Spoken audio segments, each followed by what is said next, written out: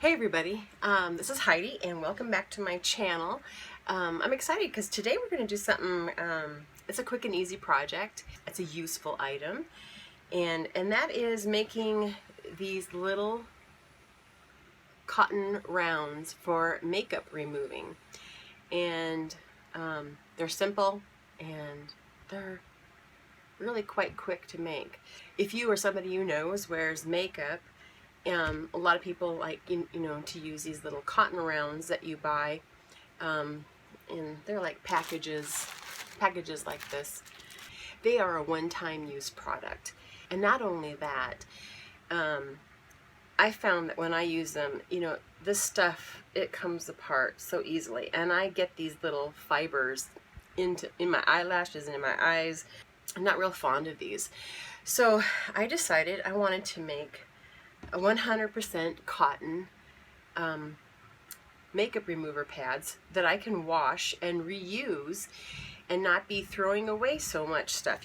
Let's go ahead and get started on this.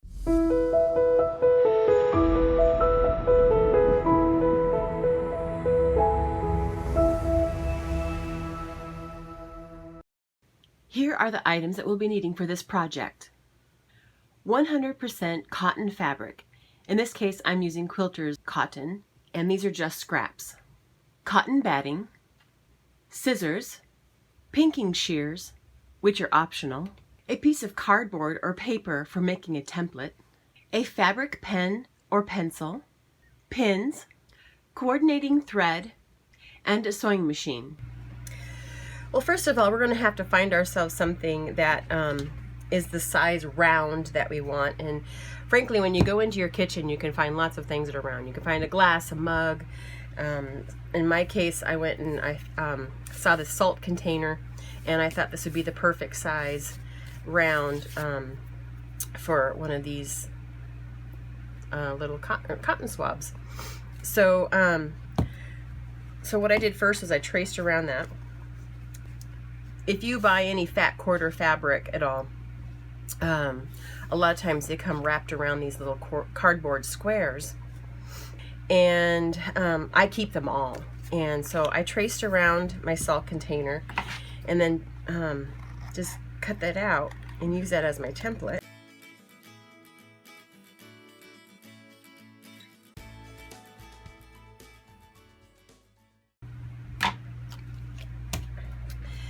There, and then you have your template, and you can trace as many times as you need to. And this is a great project for using up your scraps of fabric. In fact, I've got, this is just some of my scraps. And we'll take the wrong side of the fabric and place our template. And the pen that I'm using is a fabric pen that actually goes away when you iron. But you can also use a pencil. But you're going to want to see this because this is actually going to be your stitching line. So you trace around your circle. And I make my squares about a 1/2 inch to 3/4 of an inch larger than my circle. And then you're also going to need 2 triangles of fabric. And I cut them to the same width as my square, a little bit wider than half the distance. So first I'm going to make a halfway mark on my circle. So I'm going to bring this edge up to this edge here. Let's kind of eyeball that.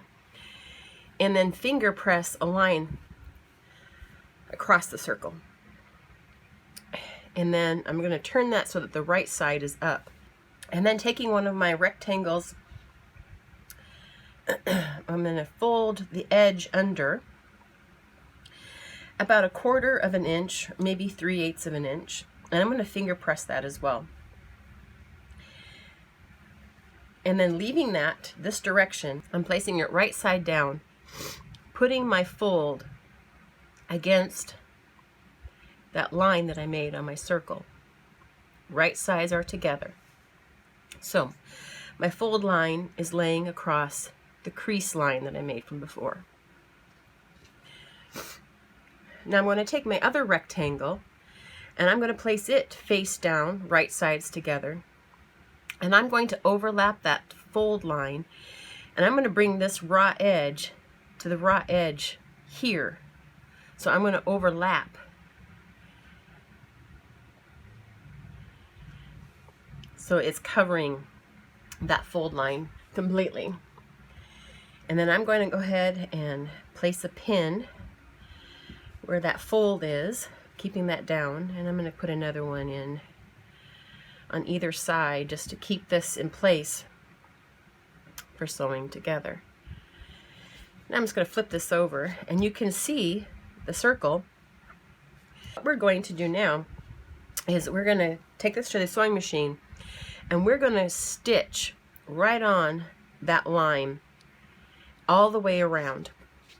And we're going to back tack at the end and at the beginning of our stitch line. So I have my machine stitch length set to 2.5.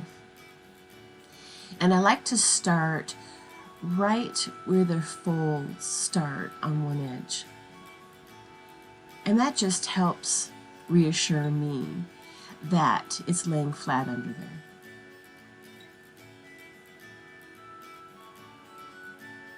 Now again, I'm remembering to back tack at the beginning of my stitch line.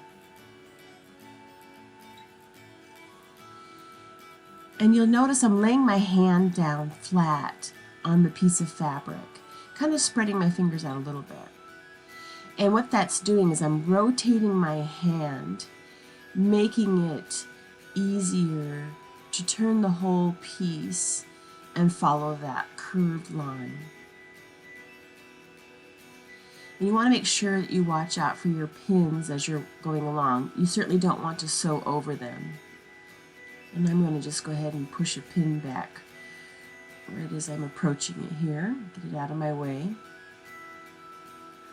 And continue around.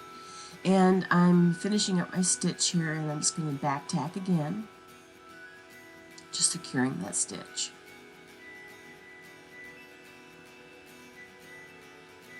Cut my threads, and I'll remove the pins. So I've sewn all the way around my circle, and now I'm going to take my pinking shears and trim around my seam line about 1/8 of an inch away. And the reason I'm doing that is the outside edge is larger than the sewn circle. And so when I turn this wrong side back in, that would create some bulk around the edge. And so these peaks and valleys create a space in the valleys for that larger edge. So I'm going to go ahead and turn my circle around. Very easy. We have that little slit opening that we created with those folds. And I'm just going to push out the outer edge of the circle. And then what I like to do is actually roll the seams between my fingers. And that's going to bring that sewn edge right out there to the very edge and get that nice circle shape that I sewed in there.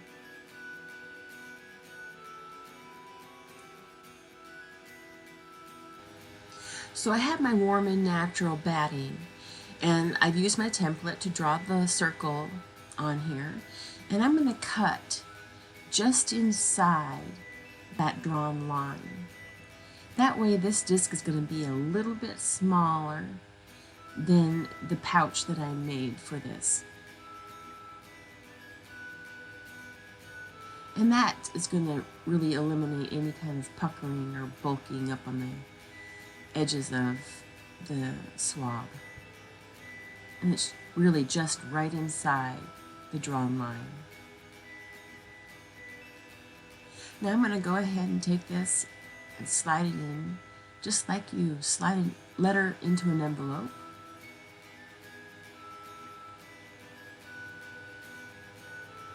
And once I get this in here, I'm going to do much like I did before, and that's roll the edges between my fingers. And that's going to lay that cotton batting down right up next to the sewn line. And then I'm going to take this back to the machine and I'm going to sew across that fold line, getting as close as I can to that edge, about a 1/16 of an inch away. And then once I get across, I'm going to sew all the way around, following the edge an 1/8 of an inch away, remembering to back tack at the beginning and end of my stitch line.